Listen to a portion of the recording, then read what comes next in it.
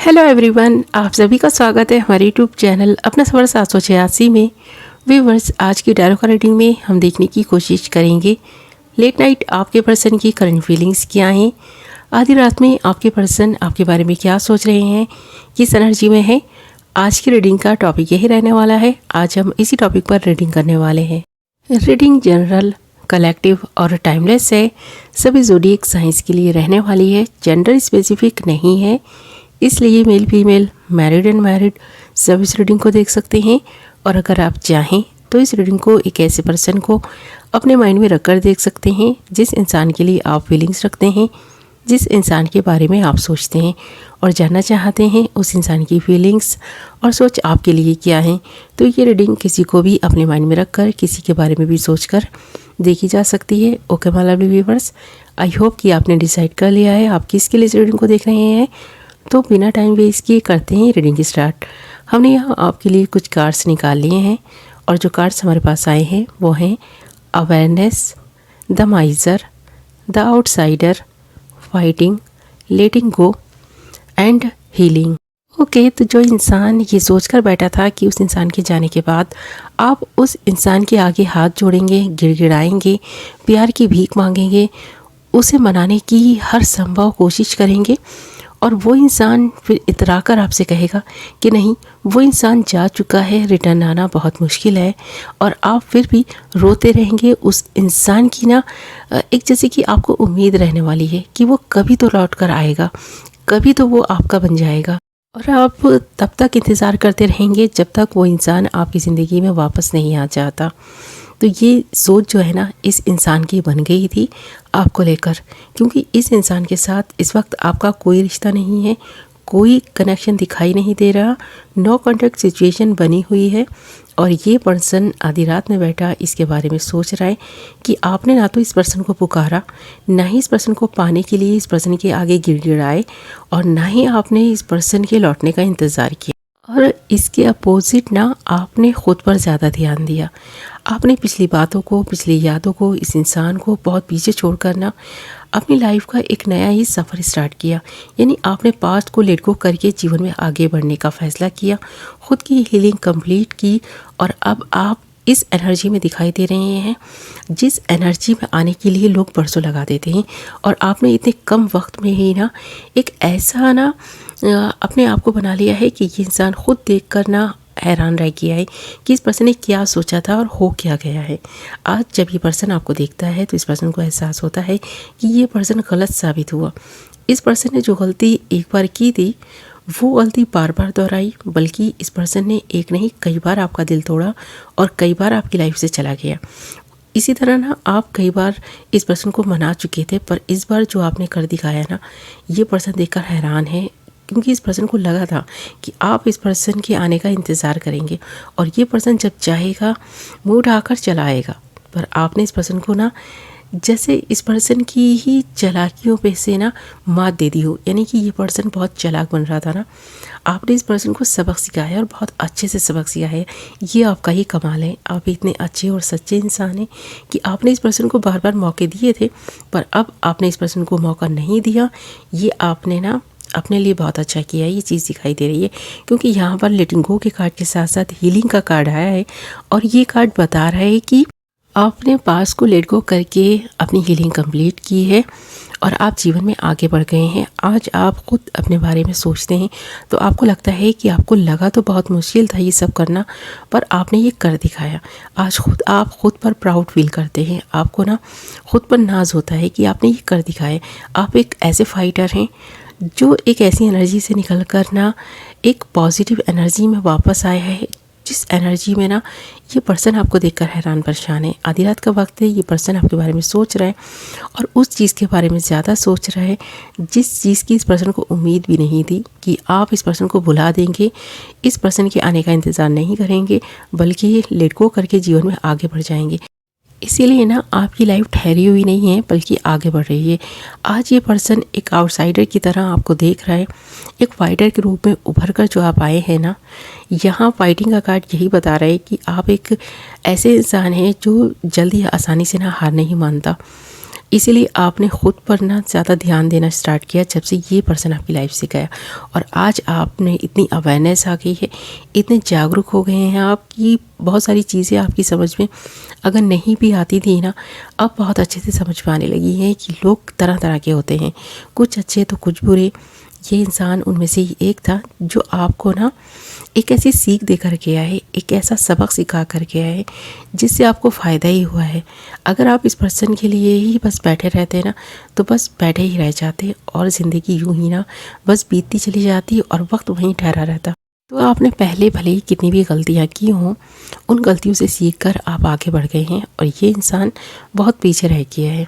इस इंसान की छोटी सोच बता रही है कि इस इंसान ने आपके बारे में जो सोचा था कुछ अच्छा तो नहीं सोचा था, पर हाँ आपने अच्छा ज़रूर कर दिखाया है। तो यहाँ द माइज़र का कार्ड भी है। ये पर्सन इस वक्त उन्हीं यादों के सहारे, उन्हीं बातों के सहारे ज़िंदगी बिता रहे हैं जो इस पर्सन को लगा था कि शायद आपके जीने का सहारा होंगी, बल्कि वो यादें, वो बातें आज इस पर्सन के लिए जीने का सहारा बन गई हैं। ये चीज़ दिखाई दे रही है।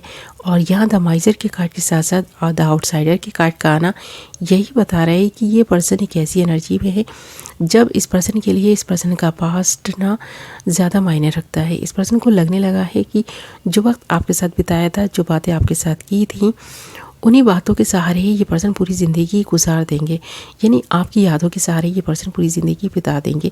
आज ऐसा दिखाई दे रहा है। भले इस पर्सन की लाइफ में कोई हो, तब नहीं भी होना तो भी ये पर्सन को ऐसा लगता है कि इस पर्सन ने जो फ़ैसले किए थे वो गलत साबित हुए हैं और आपका फ़ैसला सही था। आपने इस बार जो अपने लिए अच्छे डिसीज़न लिए हैं वो आपको सफलता दिलाएंगे। आप में जिस तरह की चीज़ें ये पर्सन नोटिस कर पा रहा है ना, जो चीज़ें इस पर्सन को आप में दिखाई दे रही हैं, जो अच्छी क्वालिटीज़ आप में दिखाई दे रही हैं, वो कुछ इसी तरह की हैं कि आपने बहुत को सबसे पहले तो लेट गो किया है और आपने जिस तरह से ख़ुद पर फोकस बनाया है, जिस तरह की अवेयरनेस आप में दिखाई दे रही है, वो इस पर्सन को भी चौंकाने वाली है। यहाँ अवेयरनेस का कार्ड ये भी बता रहा है कि कुछ चीज़ें ऐसी थी जो बार बार आपके माइंड में आ रही थी, आपको बहुत ज़्यादा परेशान कर रही थी, पर आपने परेशान होने की बजाय उन जो सवाल थे ना, उनके जवाब ढूंढ लिए हैं। आपको पता है कि अब जीवन में आगे क्या करना है, किस तरह से आप अपनी ज़िंदगी के फ़ैसले खुद लेंगे और किस तरह से उन फ़ैसलों को ना आप सही भी साबित करेंगे। तो अब आप जो भी सोचते हैं, सोच समझ कर ही सारे काम करते हैं और आप जो भी डिसीज़न लेते हैं ना, वो सोच समझ कर लेते हैं, इसलिए उन पर एक्शन भी लेते हैं। तो इसीलिए आपको ना ये पर्सन एक फाइटर के रूप में देख रहा है।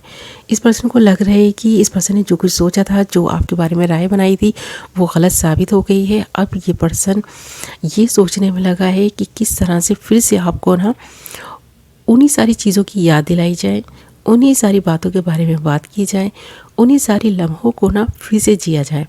पर इस पर्सन को आप मौका नहीं देने वाले। मुझे ऐसा लगता है कि अब आप इस तरह से जीवन में आगे बढ़े हैं कि इस पर्सन के लिए आपके दिल में ना तो कोई जगह है और ना ही आपकी लाइफ में इस पर्सन की कोई इम्पोर्टेंस है। और ये चीज़ देखकर इस पर्सन को ईर्ष्या भी होती होगी, क्योंकि ये पर्सन एक ऐसा ही व्यक्ति है जो खुद तो कितना भी जीवन में आगे बढ़ जाए, पर दूसरों को बढ़ते हुए देखकर इस पर्सन को ईर्ष्या होती है। और जैसे कि इस वक्त भी ये पर्सन ये महसूस कर रहा है कि आपकी खुशी इस पर्सन की आंखों में आंसू ला रही है।